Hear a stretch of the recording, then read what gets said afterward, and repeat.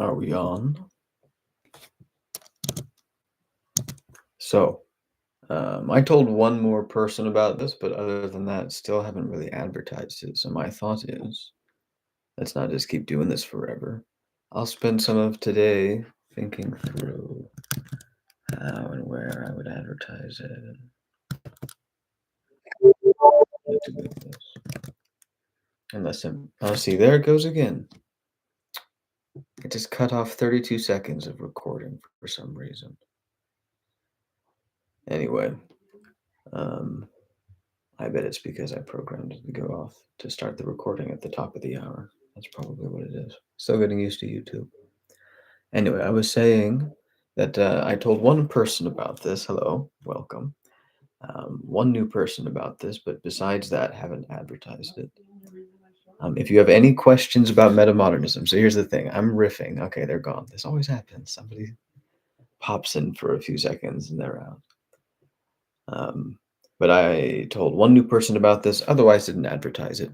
So the thought is, okay, now I'll just use the third session here to think about where I would advertise this and how I should think about taking it to the next step of polish. Last time I talked about I don't want to think these things through. I want to jump in with both feet and start with fast failure and then dialogue with the failure to greater success, or getting bored and moving on to something else. Well, here we are. So we're in to the third time. I haven't put the work in. And now, rather than continue to just riff each time, today, let's think about where I would post this or who I would invite. There are some people I could ask. I could say, hey, stop by. Discussing metamodernism every day at 6 p.m. Here, I'll start with this fellow, and I've got several others. I'll start with that, but I want to monitor in case anybody stops by. So I'll write my message here. Let's see. Hey, I've started doing 6 p.m. YouTube live Metamodern Riff Q discussions. 6 p.m. Let me say 6 p.m. Eastern Time. YouTube live Metamodern Riff discussions. I'd like it to be really more like discussions, but gotta bootstrap, Every day, right? I want to emphasize the everydayness. The idea here is it's significantly more convenient just to know it's at 6 p.m. than have to remember which day of the week and is today that day of the week and did I forget and when is it? It's like just any day, every day, same time. And if you happen to want to stop by, you always know it's there. So it's costly in its way to do it every single day, but I think it's a good dynamic at times. So everyday discussions. Would love to discuss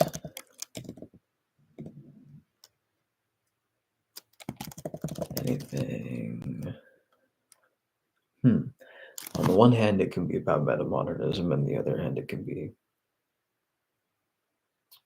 like personal. I would really want these to be flexible and that we could do like pop psychology or meditation exercises or any number of things. What should I say in the invitation, though?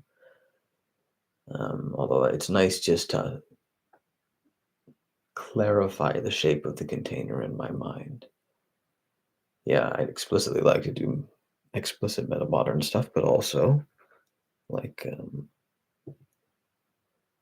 personal things. I want to sort of showcase metamodernism's ability to theoretically shift between modalities so flexibly that A metamodern discussion can basically handle any subject or topic or type of container or exercise or whatever. Is that true? How true is that? Well, here's the container. It's in development, and we'll find out how true it is in action, in contact with the thing. And that means we don't even need to think about it. We already know we're going to be smarter tomorrow than today because we're going to be more in contact with the thing.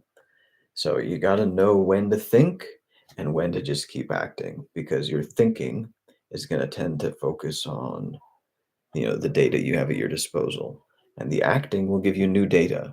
So you don't want to spend all day thinking about how to extract the last little morsel of optimization out of a small data set when you could just get 10 times as much data and then come to a much more powerful conclusion via thinking later. So in this case, we'll find out to what degree that idea is true in dialogue with it. Anyway, for the invitation, we'd love to discuss anything RE metamodernism or literally anything else you'd be, how to say, like very, I want it to be like interested, but have a little bit more color, a little bit more intensity to it. Talk about metamodernism or literally anything else you'd be, and I don't want to be like passionate, like it's a bit too cringe even for my metamodern cringe acceptance ways. Passionate, excited, and then you'd be interested and excited by.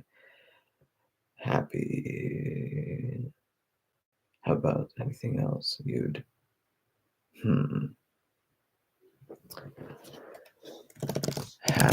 have trouble doing in commoner containers? That's a nice couple of words.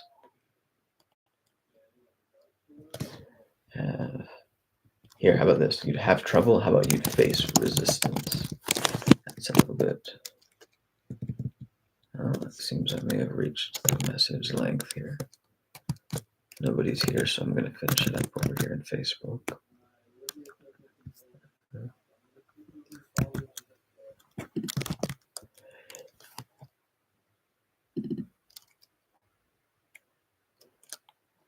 I've started doing 6 p.m. ET YouTube Live Metamodern Riff discussions every day.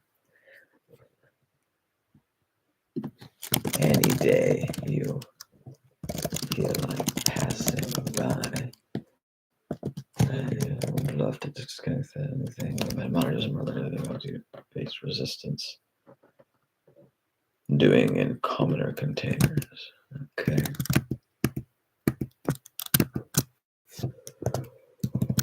And that could include right now, couldn't it?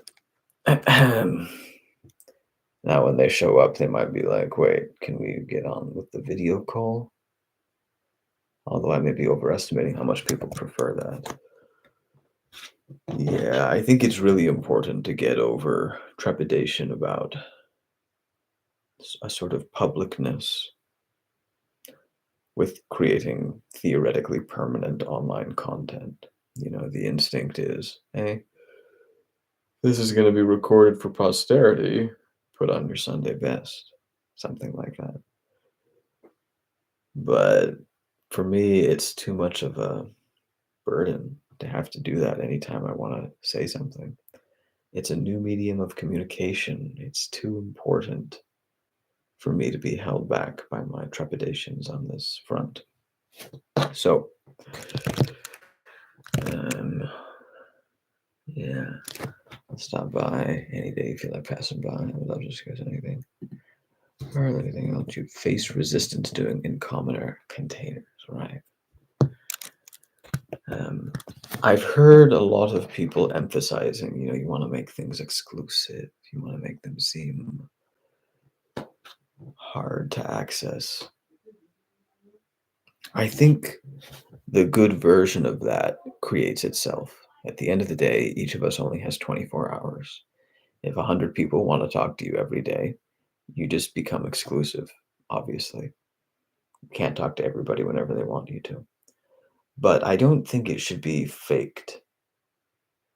And I think actually we should emphasize inclusivity as much as possible until exclusivity makes itself necessary. So part of what makes the metamodern container so uncommon is that it's not intended to be even the slightest bit exclusive or inaccessible. It's supposed to be able to take seriously all of the reasons people think exclusivity and that kind of thing are important because they have good points to make. You got to take those dynamics seriously.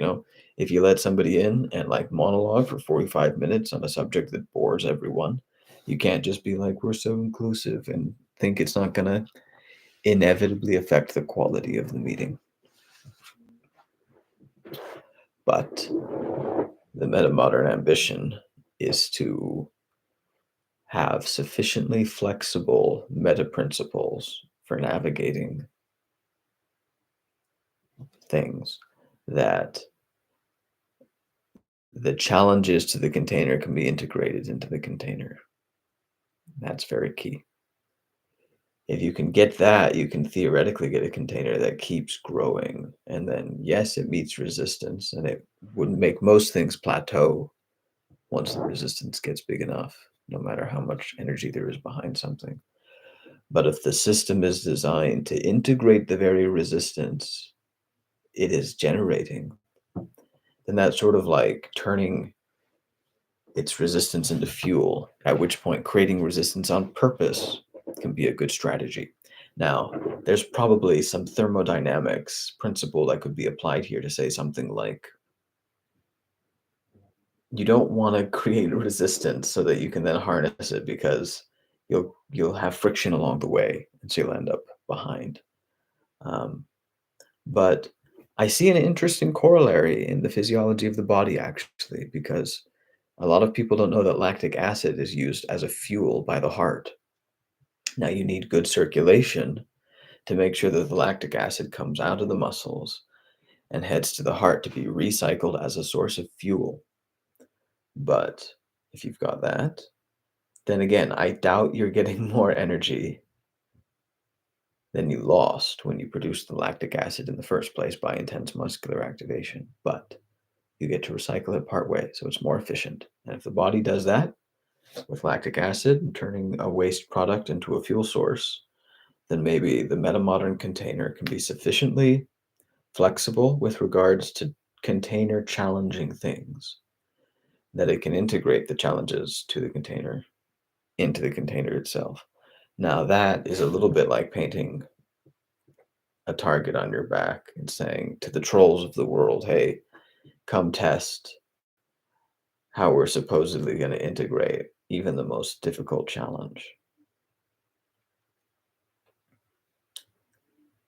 But maybe that's a dream, you got to integrate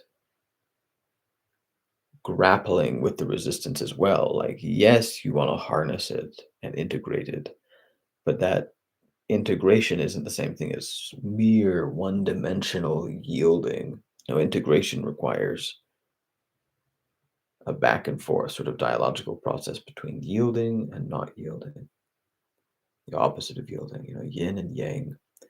And so,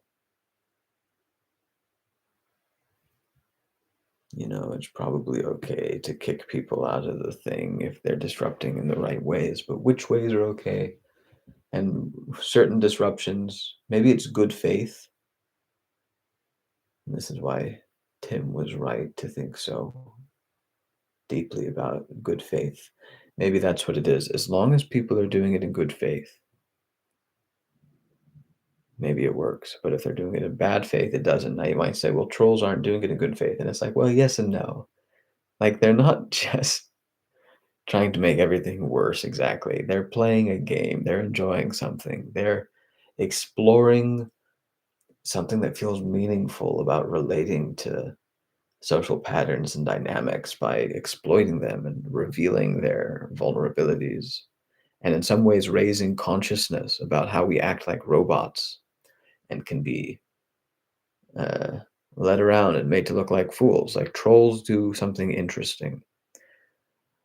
Um, and so if you look in good faith, like imagine a good faith troll who really wants to challenge the container and then sees that it can handle a number of challenges and then ups the ante and sees that it can't handle an especially difficult challenge. Now, a bad faith troll might say, haha, I win and go away here. But a good faith troll might be like, okay, it can't handle everything, not the most intense things imaginable. That sounds too difficult, but it can handle a surprising amount. And there was something beautiful along the way about the dialogue between the challenge to the container's attempt to integrate it, and how that integration occurred across a dialogue over time.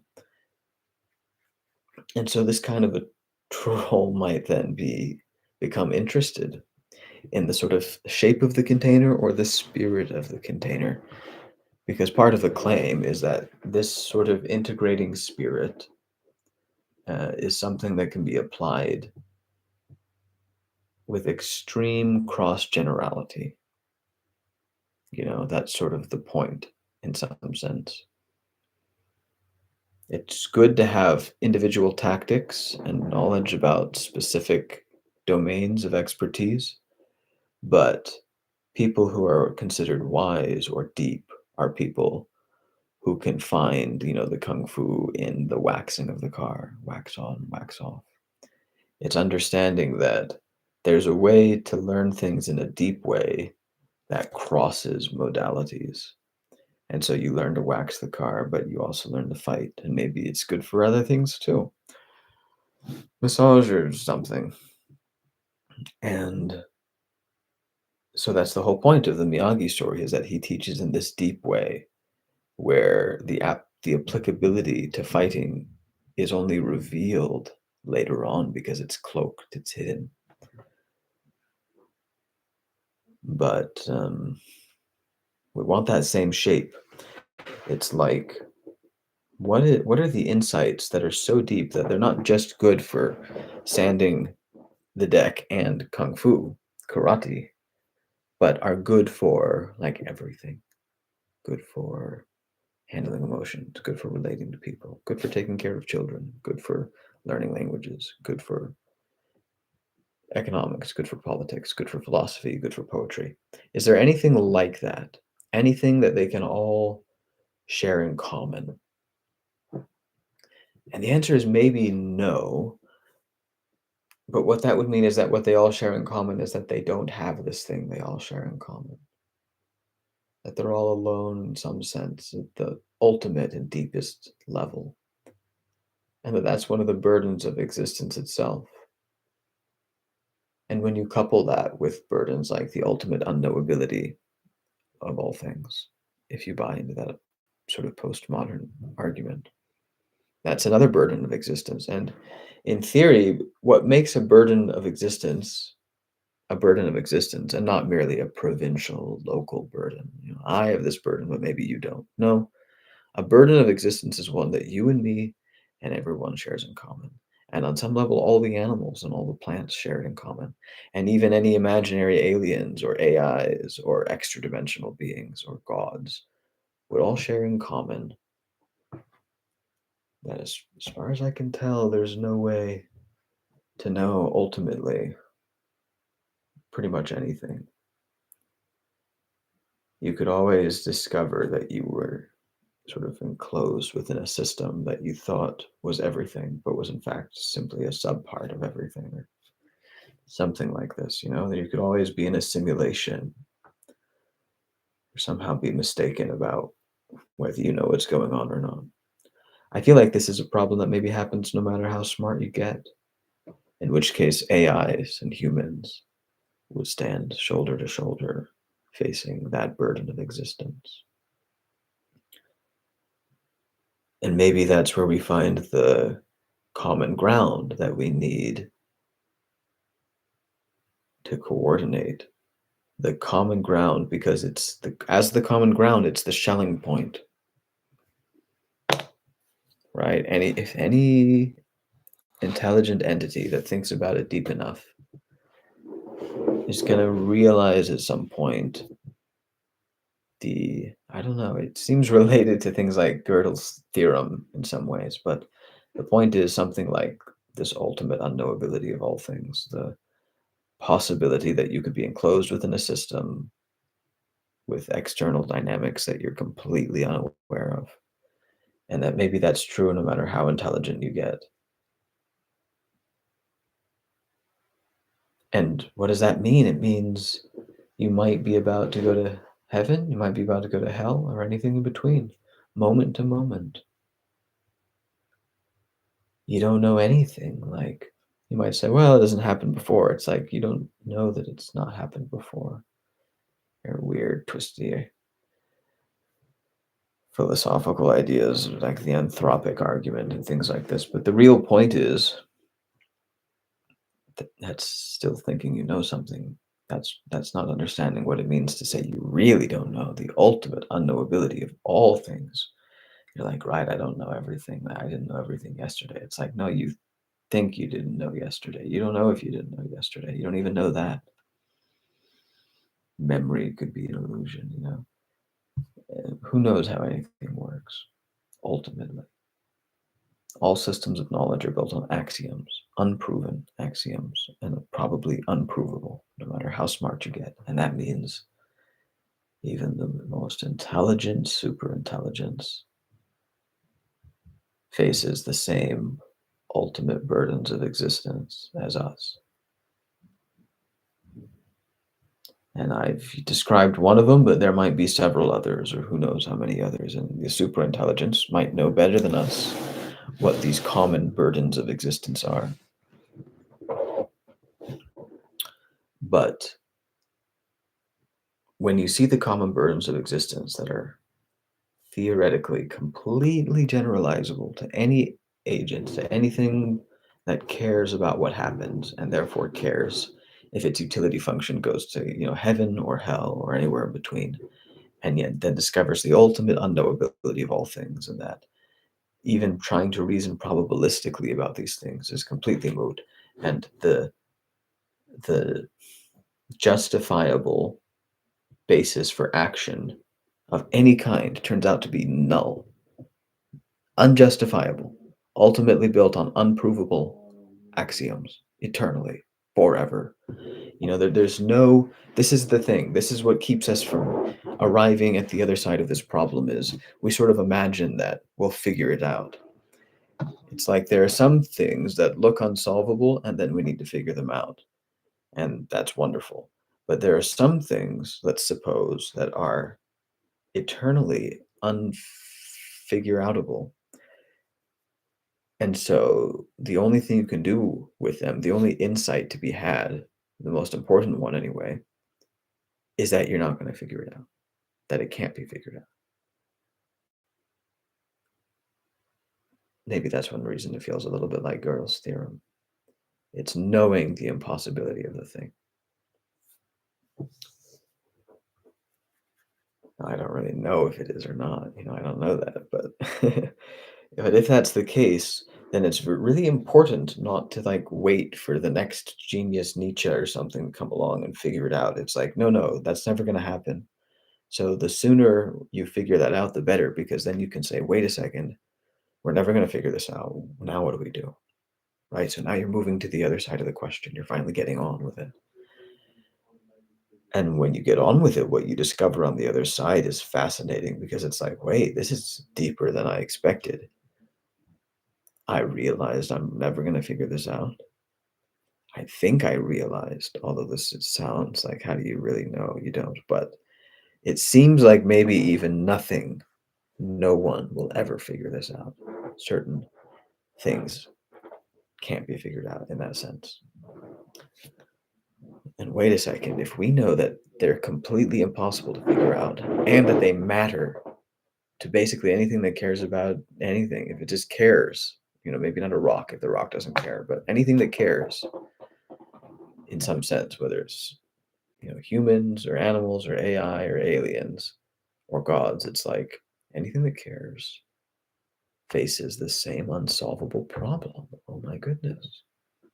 Once they get, you know, if they think about it, you know, probably a squirrel isn't figured out with its limited intelligence, but we're figuring it out and other entities have figured it out. And then you realize once you figure this out that there must be other entities looking at this idea, that this has been figured out before, that it's a common Schelling point, right? It's really hard to know what you and some foreign intelligence might think in common.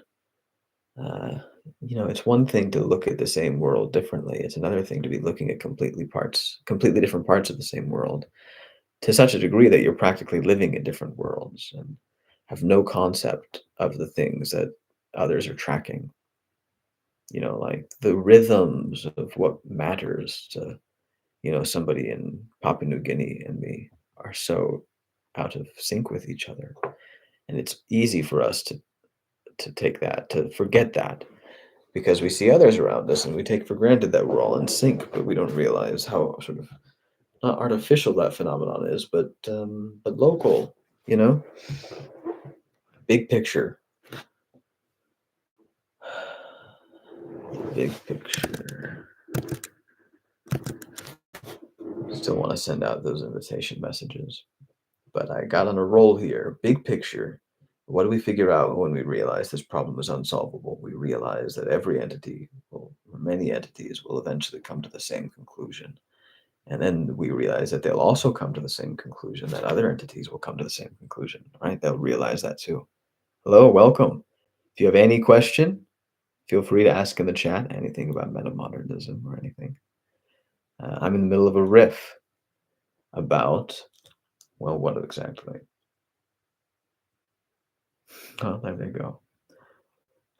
Apparently that offer isn't the one. That doesn't have the mimetic efficacy we're looking for. Or maybe it's fine. It's not supposed to be compulsory, right? Anyway, um, what we realize is that not only do we look at the same unsolvable problem together, but we look at the same group of people looking at that problem together. We arrive at the conclusion, why are you a Christian? I'm not exactly a Christian, I would say, although I was raised Mormon and Southern Baptist. Why do you ask, Tiffany? And why can't I see that anybody's watching? Somebody's commenting, but nobody's watching. Huh.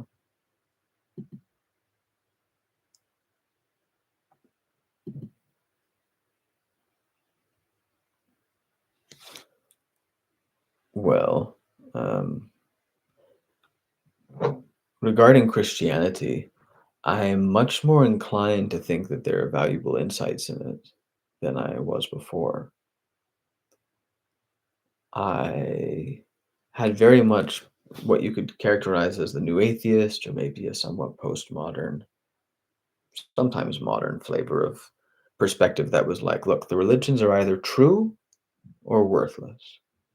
And now I'm a little bit more like, I don't know exactly if they're true or what it means to be true for them, but I don't think they're worthless, even if they're not true, not fully true. And Christianity seems to have something that other religions don't. Not maybe some of them do, but Christianity really seems to emphasize a transformational dynamic that seems to be missing to some degree in Buddhism, for example. Obviously, you look at a before and after picture of a beginning monk and an enlightened master, and there's a huge transformation. So, you know, that's not what I mean. But Buddhism doesn't really talk about the importance of transforming the world. And although there is a sort of self transformation, it's not emphasized in the same way as in the Christian paradigm. So I appreciate that the Christian paradigm emphasizes the transformation of the individual, the preservation of the individual and their individuality, something else that Buddhism doesn't really do.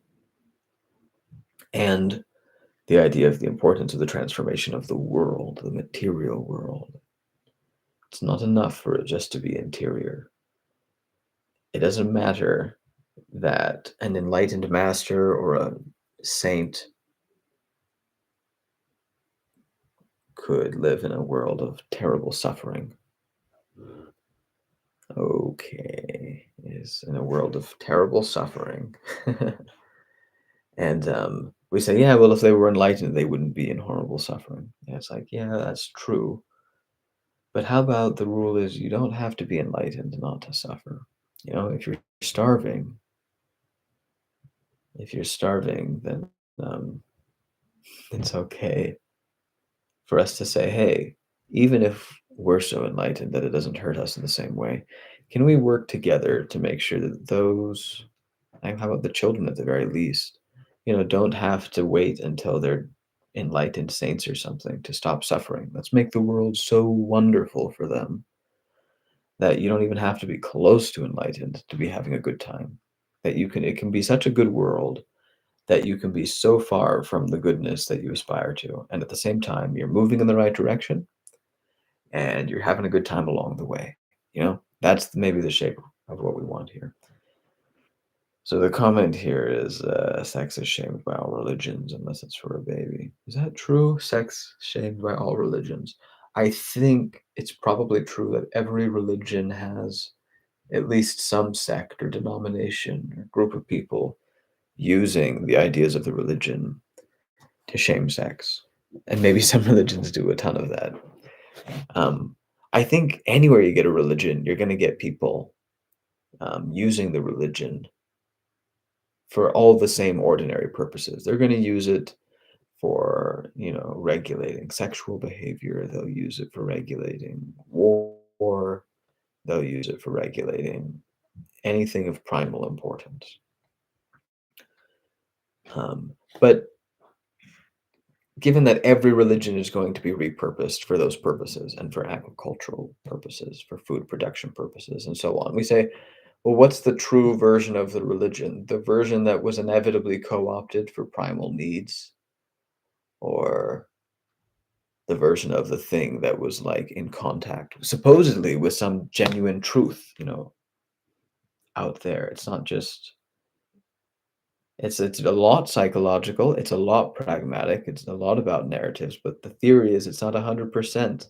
The theory is there's a real truth that's being pointed at, like a finger pointing at the moon, as the Buddhists would say. But even the Buddhist paradigm is just a finger pointing at the moon. And all the religions, in their way, are supposedly pointing at the same truth. Some better than others, perhaps, but none so well that the knowledge of that truth has made the world a cooperative place. I think that's my like one line proof for the absence of the true spirit of God in to the degree I'm talking about here. You know the idea the idea. Most people don't think about Christianity this way. So in the New Testament, there's something sort of communisty about the way the early church works. First, you have Jesus and his 12 apostles, and they have all their goods and money in common. And they have one guy who manages the bag, Judas. And then the early church has some of this similar stuff going on, which is why the Mormons, Joseph Smith, tried to do the same thing and have them all live the law of consecration and basically do a sort of communist, voluntary communist type thing. And in each case, that did not spread to fill the world. So that's a sort of one line, took a lot longer than one line to say it, but the idea is the one line proof for the absence of the Spirit of God is that it's supposed to be able to sustain a collective system of producing and consuming resources, basically. And we don't have that. So any church that claims to have all the necessary ideas and it's all figured out, and we basically just need to keep doing what we're doing, it's like, I don't know about that. I think we need something very different.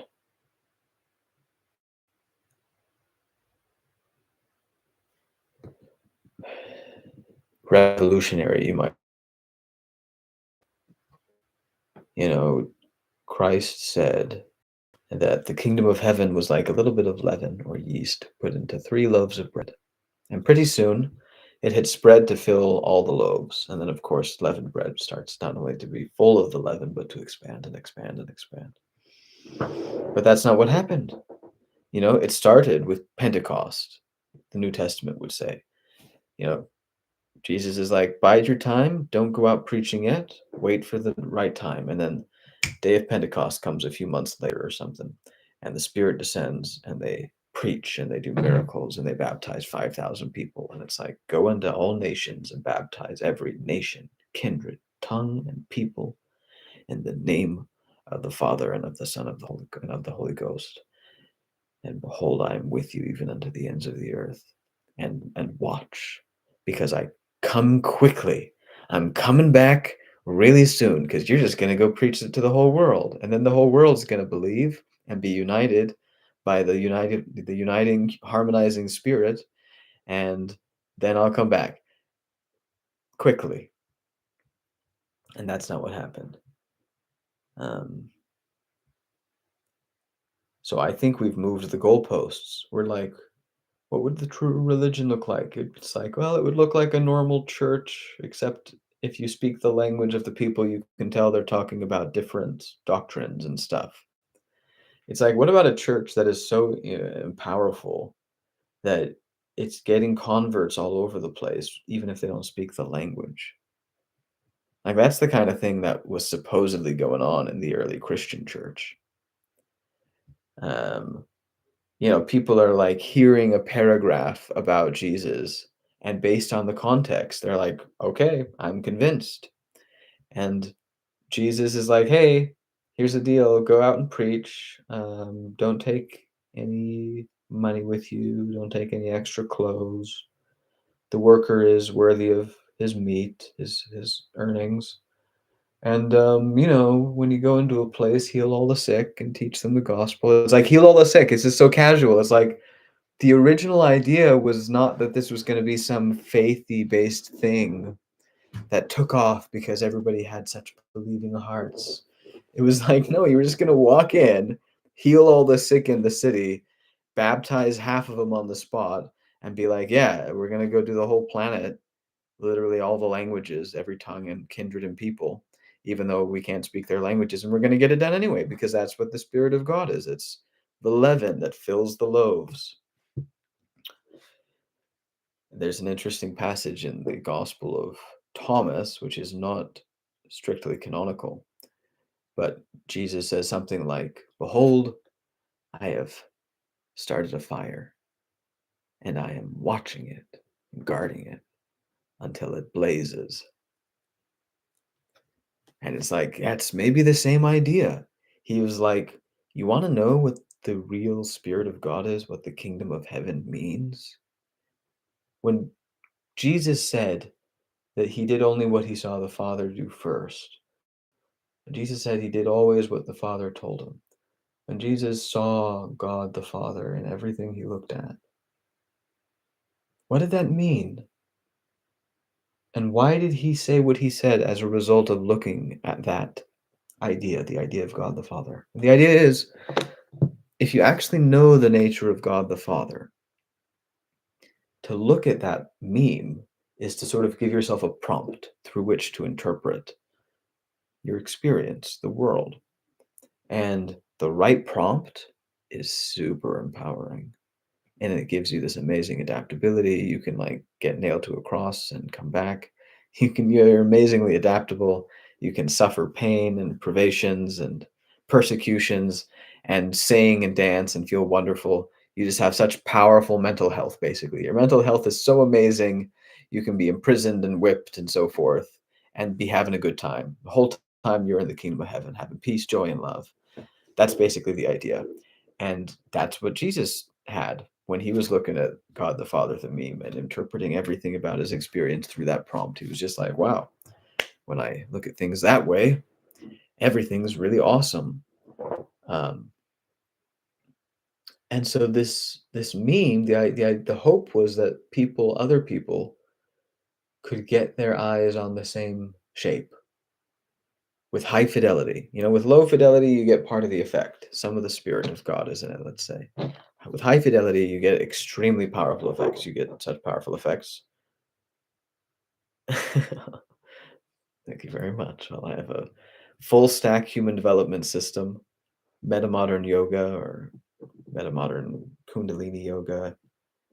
It's supposed to develop the skin along with everything else. Thank you very, very much. So, um, the idea was this spirit is so powerful and transformative that people would more or less join on the spot because it would be so miraculously demonstrative of its power. You'd just be healing the sick, casting out all the demons, maybe speaking in tongues, although I'm not sure that means what people think it means. Anyway, the point is, it's so powerful and amazing, it's supposed to fill the whole world. It's supposed to spread and not stop. It's supposed to keep spreading until it unifies and harmonizes the world with one heart and making sure to take care of each other. And uh, I would say something like to have a communist type system, but I don't think we should set one up right now because we can't do it. But the call from Christ is, yeah, like fix that. Get capable of doing it like he did it and like the early church did it.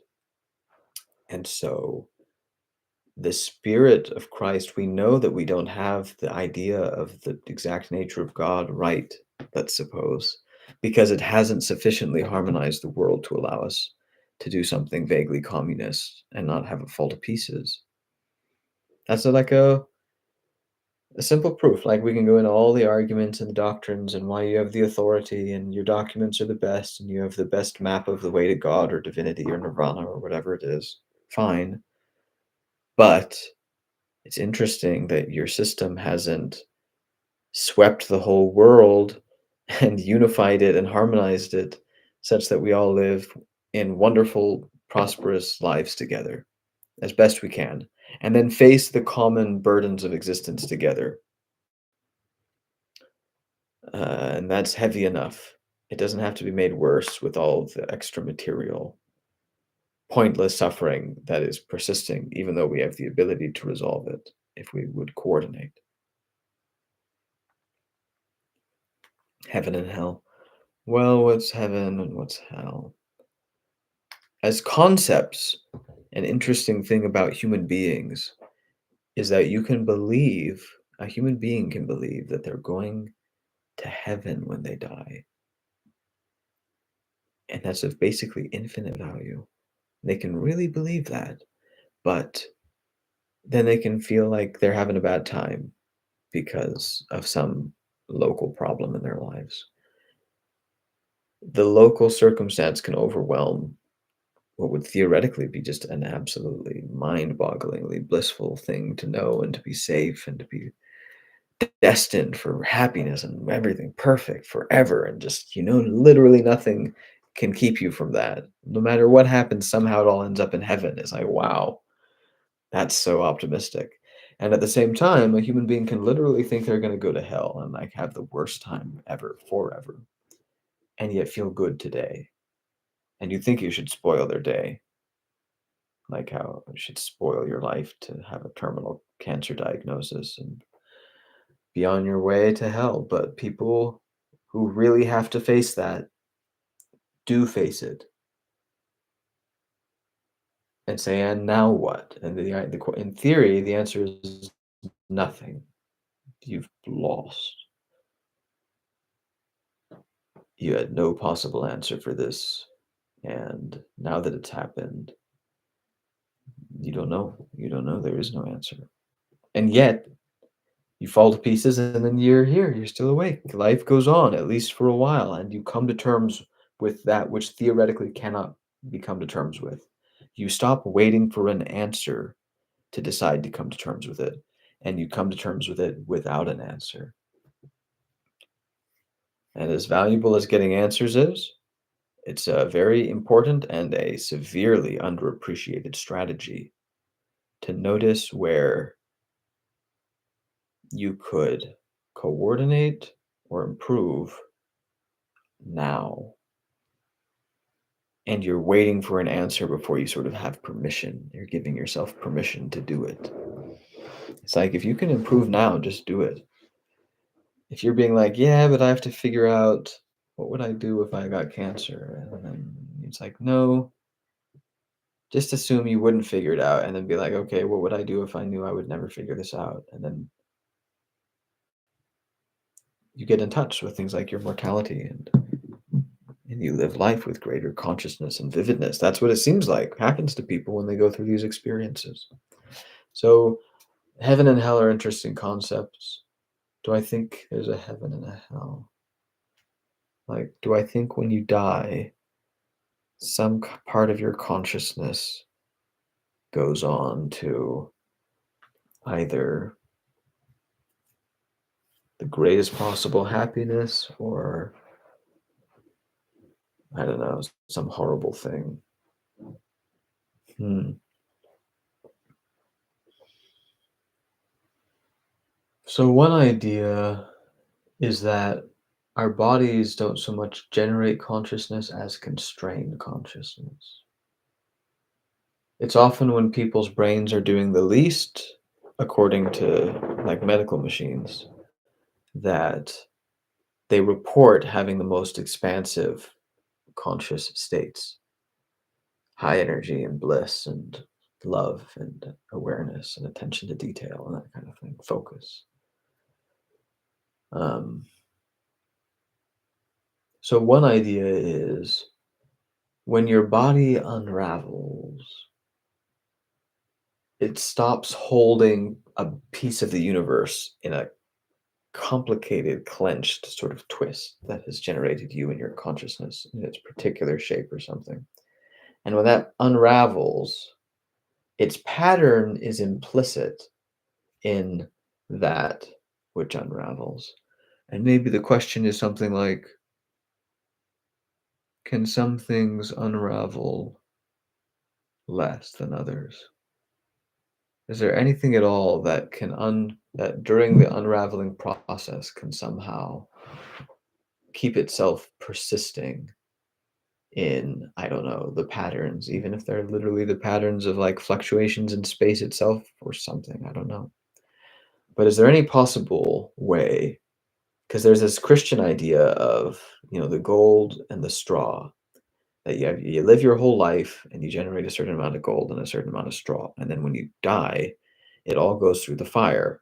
And the fire burns away the straw, but the gold is still there. And so the idea is that's what you take to heaven or something. And so the idea here is there a certain kind of pattern, a certain kind of wholesome, deep learning that feels so profoundly important because it somehow persists across lives? Because Bernardo Kastrup is a philosopher and a computer scientist who said some very, very interesting things. And his idea is that the universe is basically one mind, and the mind is like, how on earth do I exist? How is there something rather than nothing? And it doesn't have any idea, and it dissociates itself into universes. And we're a very particular, dissociation upon a dissociation upon a dissociation. Here we are. And its hope, the universe's hope is we can be distant enough from it to look back at it and ourselves and the world and get a different perspective on why somehow things exist rather than not exist. And then when we die, he says, this is the key part. When we die, he claims that whatever we've learned somehow gives relief to the anxiety of the universal mind, which, in some ways sounds scary. Like, oh, wait, God's having a horrible time. And when we return to God, we return to having a horrible time. And this life is the escape from the hellish anxiety of this baffled confusion at the universal mind's own self existence or something. Maybe that's a bit exaggerated. But if there's anything to these shapes, then maybe there really is something. Maybe it somehow maintains some level of consciousness. Maybe there are certain patterns that go on and persist. And if we suppose that as long as you achieve staying in the right generative spirit,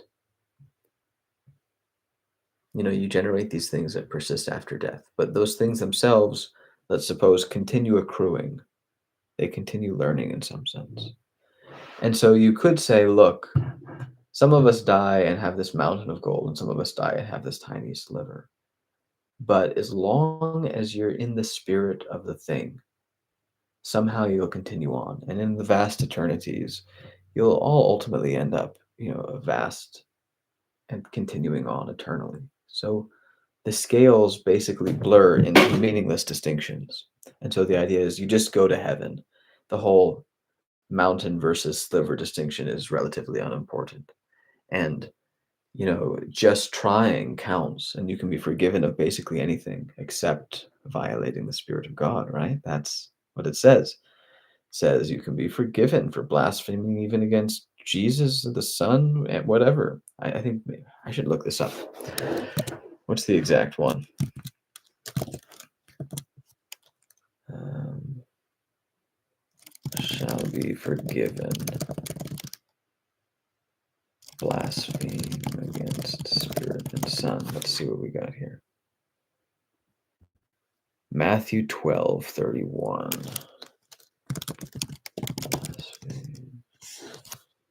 And so I tell you, every kind of sin and slander can be forgiven, but blasphemy against the Spirit will not be forgiven.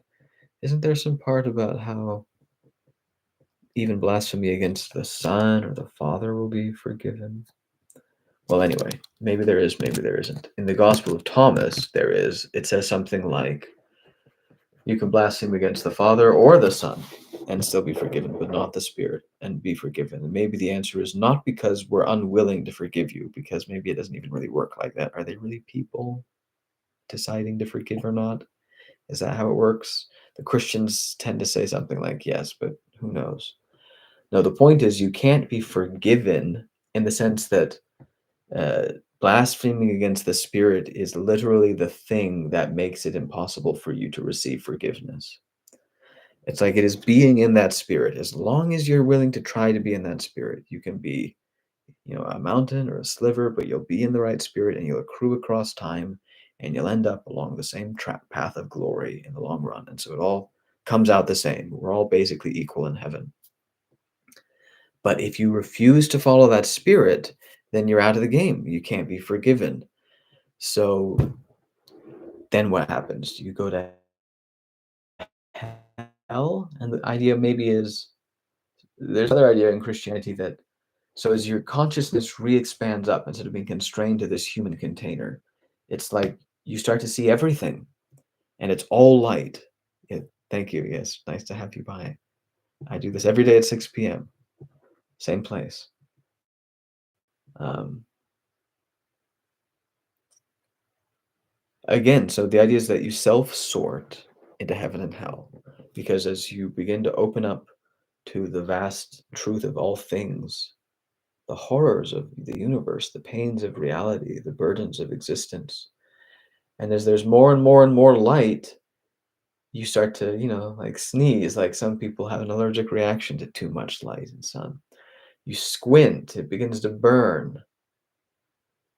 Um, Once it gets too much, you would prefer not to continue to grow into the shape that receives more and more light. So in theory, you stop wherever you feel most comfortable. That's the claim. You get as much light as you want and no more. And then if you're the thing that ultimately is accruing and accruing, ultimate end is ultimate light. And if you're not that thing, it doesn't even matter if you have a lot of light. If you're not the thing that accrues, then over time, you're the thing that loses it. And over time, that means the end result is heaven or hell. There's a lot of gradations in between, but it's not even about being closer or farther from heaven or hell. It's about whether you're accruing or not accruing. If you're accruing, the end result is you accrue it all. And if you're not accruing, the end result is you accrue nothing. And you lose even that which you have. That's something else Christ says in Matthew, I believe. Unto he who hath, even more shall be given. But from him who hath not, even that which he hath shall be taken away. It sort of suggests the same shape of you're either accruing and you're not, or you're not. And if you are accruing, it ends up in the glory of God. And if you're not, it ends up with even that which you have being taken away. And what does that mean? Maybe it means non-existence. And maybe hell is to wither away from whatever existence you have into non-existence out of a refusal to be controlled, let's say, by the spirit that not only allows you to accrue more light over time, but maybe requires you to. Like, this is a heavy part of like QRI, Quality Research Institute's open, what's it called? Open consciousness model. If it's all one mind and you're going to ultimately experience all things, it's like, really, all things? Even the worst ones ever? I really don't want to go through that. And one of his pieces of advice is like, take a one moment at a time perspective. If you're not having a horrible time of it right now, just be like, take one moment at a time. If I'm okay right now, then I'm okay right now. And I don't have to think about the fact that I have no idea how I would ever be okay with the kind of tortures conditions other things go through. And if we're all one, then I'm going to go through them at some point. And I really don't want to. And I don't know how to get ready. And I don't know if I ever could be ready. Some of them are really, really bad. And he says, along with taking a one moment at a time sort of perspective, you can take a one lifetime at a time. Just be like, I'm just happy I'm a human being, and that human beings have it a heck of a lot better than a lot of other things. Like, basically, any animal on the planet has what looks like a hellish, slavish existence compared to us. They exist to the degree that we choose whether they get to or not. They get to achieve their goals to the degree that we decide whether they live in a context where they get to achieve that or not. They're not exactly slaves because we don't choose to enslave them, but we could, any of them, at any time, and they have no control over that. There's no hope for them to ever get out from under that. And even if you take us out of the picture, nature itself means, they're going to die and all of that and go lose all of their health, sometimes very slowly, sometimes horribly painfully. But even if it's slow, that's almost worse. And they'll lose others and they'll go through sickness and pain and et cetera, et cetera. And it's like all of that. But maybe that's the ultimate question is, do you want to exist or not? If you want to exist, you have to be the thing that accrues light, that bears existence. And if you're not, then you nirvana yourself out of the game. And all that exists is that which doesn't nirvana itself out of the game. Most in a painful way, but maybe there exists one way to do it right. Maybe one glorious way. And I use the word glorious because in my mind, when a version of an experience can contain pain and yet be so thoroughly redeemed of that pain that you're actually glad to have it, so glad to have it that you're willing to accept the pain necessary to have that particular flavor of experience. It's a sort of glorious experience, to face the depths of fear and pain and not to be suffering about it. It's like, that's the idea, is if you can bear all the light, then you can bear the searing intensity, and it's actually glorious. And that's the idea of the angel with a sword of flaming fire separating Adam and Eve from the tree of life. It says, once they've eaten of the fruit of the tree of knowledge of good and evil, now lest they eat of the tree of life and live forever in their sins, place an angel with a flaming sword between Adam and Eve and the tree of life. And so that's sin, separating the tree of life from knowledge of good and evil. And the only way to combine them is to be able to live in the flaming fire of that sword. And that's what repentance and redemption and salvation are about. It's just about becoming the version of yourself as a human being that can withstand the truth of reality, that can cope with it, that can redeem it, and even glory in it. And that's something Nietzsche talked about when Nietzsche said, How much truth can a soul bear? The idea is maybe not all of it, but the answer is either eventually all of it or eventually none of it. Maybe. Or maybe that's just God or the Spirit of God or Christ or Logos or something. It's to what degree you're willing to have an existence of suffering that delineates how big existence can be. From the best thing down to the worst thing. Well, how worse? How bad are we willing to get here? The farther we go down, the bigger the space is. And you have a whole universe inside that. So if you're willing to go all the way down to the cross, then we got a lot of space in the middle to play with. Big universe.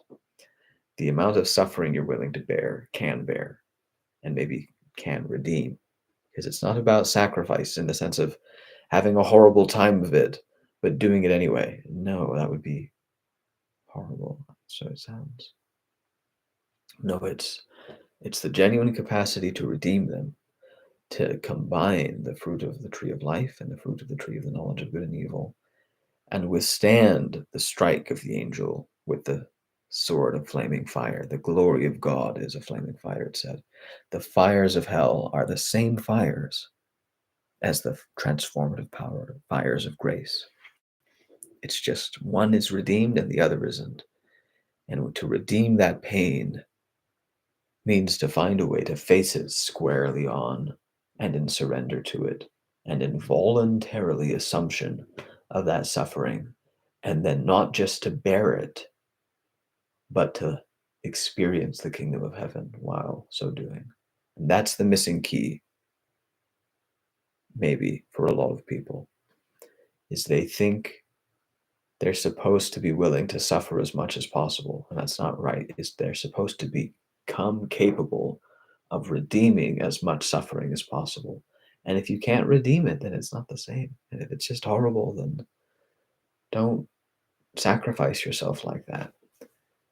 But do learn to be able to redeem more and more pain such that you can glory in the amount of responsibility you can take upon yourself, and you can glory in the kind of opponent you're capable of confronting. You're capable of dealing with the stresses and the pains and the burdens of more and more, and redeeming it and converting it into transformation of the self and the world. That's the idea of the Spirit of Christ. It's the Spirit that transforms the self and the world. It both unifies and harmonizes the world. And we clearly haven't done that. And that, to me, is a one-line proof for saying that we don't have the Spirit of God. We claim we do in all the various religions, but none of them have that kind of it. Empirically. And they don't look close either, frankly. Some closer than others, though. But if what they have to say is really true, then it's true whether or not they say it. It's true whether or not we have their books and their map and their doctrines. It's true, and theoretically we could discover its truth as we just churn through the human dialectic and gain more knowledge and learn new things. And at some point, we might be able to independently generate a map to the truth that religions point at that doesn't come from the religions, and it might be a better map. But if they are pointing at something, then they might be the best lighthouses helping us locate what they're all pointing at.